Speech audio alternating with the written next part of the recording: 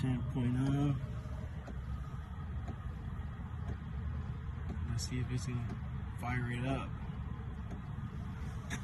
It's 100% charge, 8 hours. It's pulling 108, 100.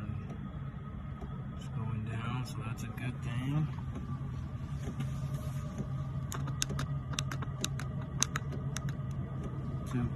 .2. It's firing up.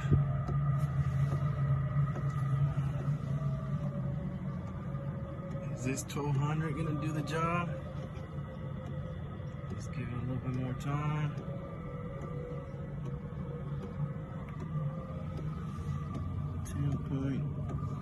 .2. All right, so it's running at a good temperature. We're at about 14 degrees Celsius. Batteries at 12.1.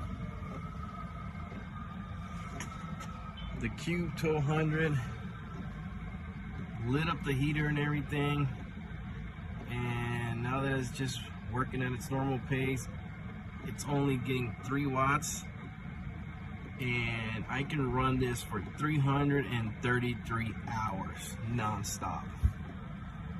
Wow,